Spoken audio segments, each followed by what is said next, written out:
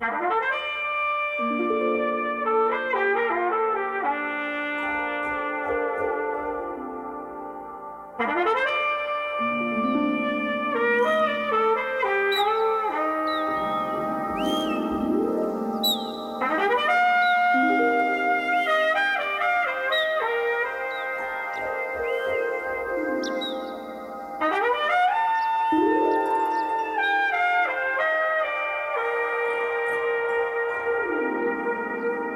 up, Yin? Thanks for coming in again to MAEKAN office. Nice to be here, Elf. I think we're gonna talk a little bit about a recent trip to China, Yunnan, to document this thing called Wild Ball. Mm-hmm. You actually came in a couple months ago to talk with Nate to do a story with us. You were traveling into, well, it was a story about you finding your heritage, right? Yes, it was. Yeah, that was actually from this year, right? It was in. I actually shot that last year, but I didn't find. I was just gonna keep the photos for myself until you guys showed an interest. So I was finding the right platform to do it. Yeah. It was great. It was like a really good, like feel good story. Mm-hmm. I enjoy mixing it down. Finding your own family. Do you still keep in touch with them? Yeah, I WeChat them every once in a while. Oh, yeah? And, I think I'm going to pop by again soon, I guess, in a couple months maybe. Oh, nice. Yeah. You keep in touch with your nieces? Yeah, every time I message her, like my aunt, she always puts them on like the WeChat voice recording. It's so cute. It's like, Uncle Yin, when are you coming back? It's not far, right? It's like around 2 hours. Yeah. Traveling around there. 2 hours, yeah. That's awesome. I think we can start off with, the beginning of the trip.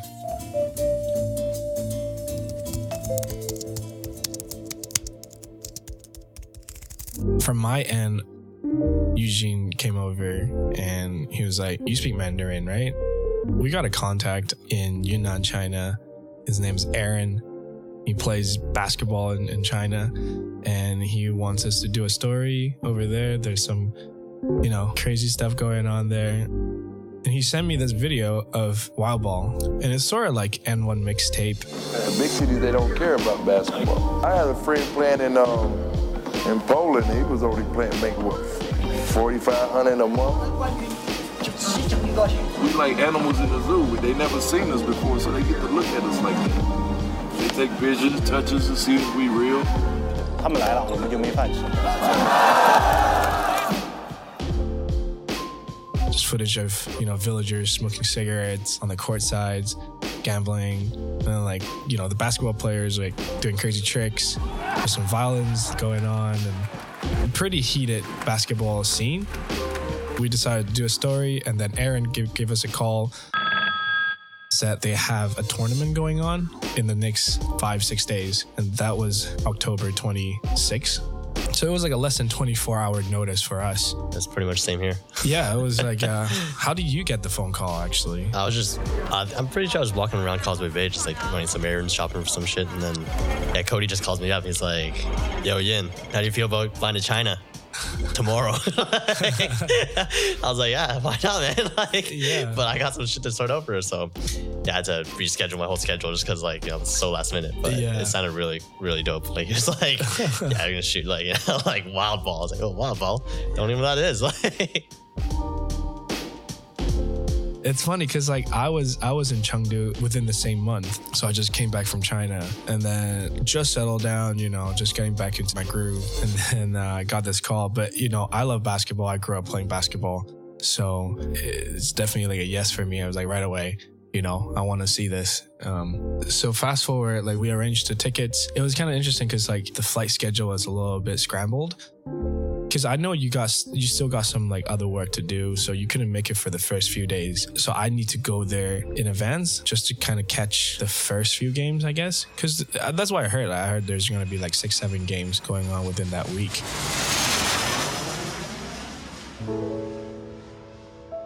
It took me literally 20 hours to get there because first of all, the time schedule was terrible. It was at 6 a.m. in the morning on a Saturday. And there's an event going on in XXX just across our office that weekend because it was Halloween weekend. Yeah. So I decided to check on my friends. But then it was like 2 a.m. in the morning. I still haven't packed. So I haven't slept at all the whole night. Got the plane, flew to Kunming. And then I had like a 12 hours layover. I just crashed on the benches. And eventually I finally got to Bijie, which is like a small town up north in Guizhou province. And I know that I need to take another 2-3 hours into the small town Zhenxiong where the basketball players are. Because it was like 10 p.m. in the evening. There's literally no buses, nothing, like no traffic. There's only one cab waiting outside. Eventually, like I got to Zhenxiong town around 12:30. And right away, I can kind of feel like that town, it's a little bit, it's very interesting. It's like they got some weird lights. The street lights, right? Feel like you're in Vegas. Oh, yeah. It's like middle of nowhere. I traveled like 4 hours into the dark, and so there's no street lights. I was like traveling through mountains and all that. And then right away, like you go to this town, it felt like you suddenly went to this kind of like man-made, pseudo world, like, kind of interesting. Cause like you see like massage places, like KTV, or karaoke, like just like neon lights everywhere. So I hella feel like Vegas,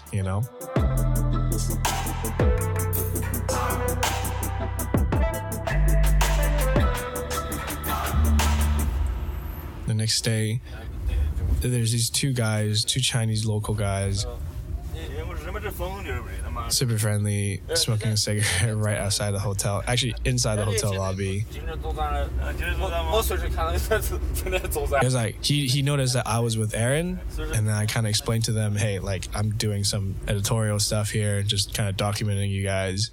They're like, hey, smoke this. I'm like, fuck, it's like 7 o'clock in the morning. I think it's like a Chinese way of doing things. I guess you have to take it, Yeah, I guess, I guess as a starter, right? So it was rough. I don't think I smoked like cigarette at like 7 a.m. in the morning, right? The first thing in the morning. I haven't even drank enough water yet. And like Chinese cigarette is like really rough. So yeah, it was a really, really good first day, kind of like cracking into, the local side and also the basketball team. And then I think you came in the second night, right? I came in, was it the second day? No, that's the thing. I was traveling on the second day. I just left. So Sunday, I finished the first game, and then you start traveling that night, right? Yeah. And then it was Sunday night that I left Hong Kong, actually. How was your trip coming in here? My trip was pretty long too, but I think I got like the better hours because I didn't show up at the airport until like, nighttime, right? So I actually got to sleep. Yeah. So it worked out better and had to, stay up all night like you did. So what? Basically on Sunday, I had a like 9 o'clock p.m. flight. So in the afternoon, I picked up some gear from the office from Bijie, made my way over to the airport. It was like a 3-hour flight, so I got to Kunming Airport at 12 a.m. And straight away, I saw that capsule hotel that you mentioned, right? It was pretty cool. But so you spent like a night there, right? Yeah, I spent one night, just one night in Kunming, and then I caught like what was that? Like I had a 15-hour layover, so it was pretty boring. There wasn't much to do around there. It was just like on a highway or something. Right. Yep. Then caught the afternoon flight and ended up in Bijie, just like you did, probably like 5 p.m. or something. 4 or 5 o'clock. Yeah, I remember I texting you too. I was like, make sure they don't juke you, I was like, so I around 3. Yeah, I straight up told them like 400, and they were fine with it. They were like, okay. They didn't say some crazy number like 1,000. Which later on, like we found out, it's like you can get by 200. Yeah, right. Yeah, so we still got juked. No. Yeah, but you got in all right. Mm-hmm. Yeah. Yeah. So it was it was a nice ride.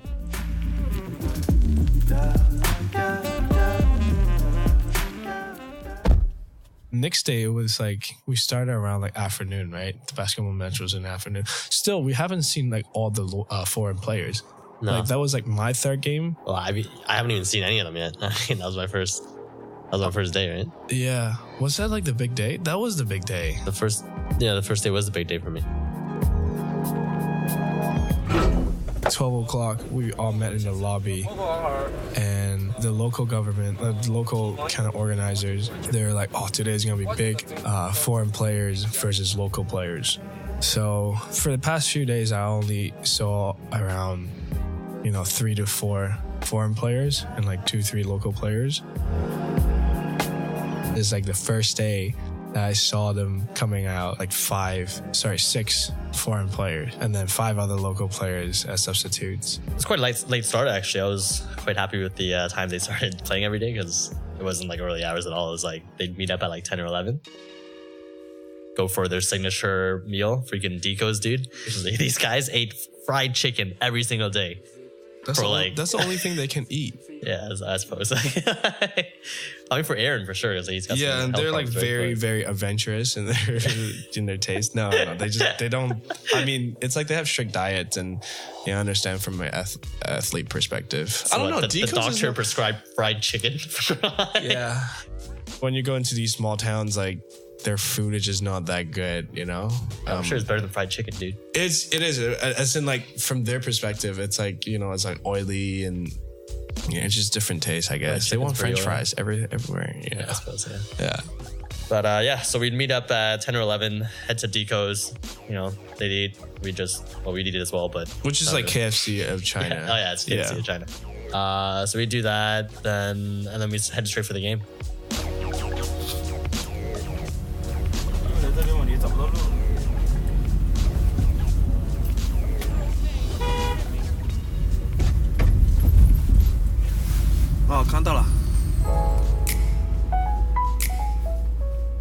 So me and Yin tagged along another 2 hours drive into the village. Eventually we got to the venue, the basketball court. We couldn't even get in. That was packed, eh? We need to drove up to another street, which is behind the mountains. Yeah, I guess all these people were actually here to watch the game, eh? Yeah, there are a lot. Right away, the local organizer, he told me, there's around 20K people here. I'm like, I think you overestimate just a little bit. There might be around 800. She said 10,000, I remember. But maybe she meant to say 1,000. You know how in Chinese and English is different, like units? It was very, very crowded compared to the first few days that I went. Mm-hmm. It was like people on top of a rooftop, right? There were people above the parking lot, on the slope, on the tracks, on everything. Just tracks, just everything. Wherever there's space, people were there. So that was interesting. But you feel it, the energy was people were very excited because today was foreign players versus local players. And it was a sunny day. It was hot. It was beautiful because it was around 3 o'clock. So the sun was kind of half setting. And it's just an amazing atmosphere.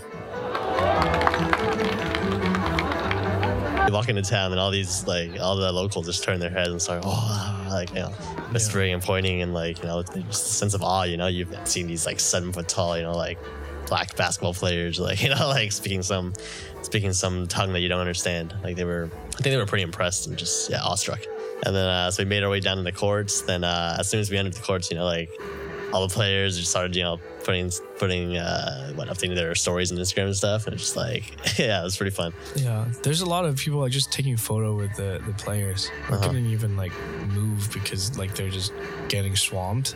Just taking selfies, and so that was a pretty cool experience.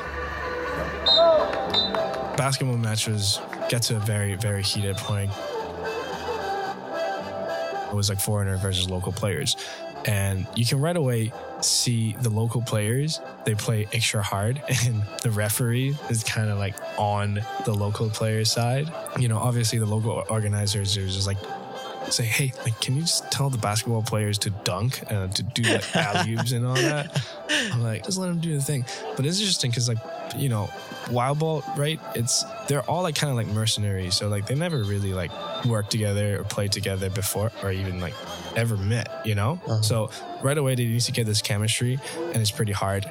So you can kind of see their frustrations towards the end. Didn't get enough communication, and obviously the Chinese players are very, very aggressive. All their substitution got fouled out, so they don't have enough players. And at the end, it was 3 against 5, 3 local players versus 5 foreign players. And the score was just 2 points away. So it was 86 to 84 or something. And obviously the foreign player team, they're getting hella frustrated. And in my mind, I'm like, you feel like the whole crowd was like rooting for the Chinese players. You know, referees didn't get the right calls.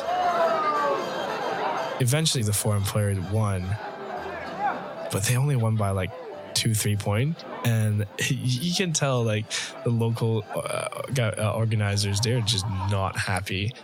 Oh, like just kind of bad. Oh, it's just kind of a bad look to the foreign players. Like it's like they're getting hired to this basketball game and they don't put on a show, and like it's like 3-on-5. I'm like, but yeah, like the referees don't call bullshit calls. Like, that's how you guys kind of keep up with the game.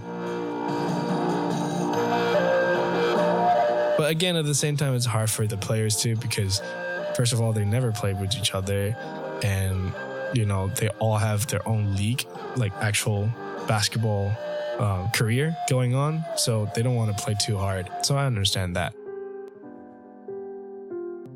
Well, you guys lost me at first, right, after the game? Oh yeah, like yeah, I couldn't find you. Like I was like kind of worried because I got your Wi-Fi Eggy thing, and I just kind of lost you. Where did you go? I was just off shooting, man. I was like, I just got carried away because I shot half the game. I knew I had all the shots I needed, right? So yeah, I went out to shoot the locals and the villagers, and it was yeah, I shot a whole lot of stuff and I just lost track of time. Damn.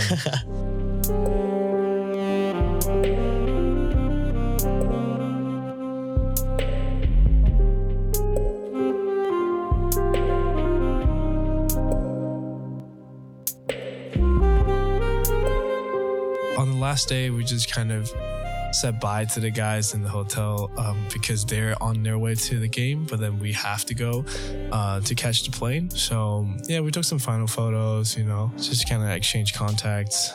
And then we went back to Kunming, spent a night there. I finally got a chance to do the sleeping capsule. But yeah, it was just a long trip back to Hong Kong. That's pretty much it.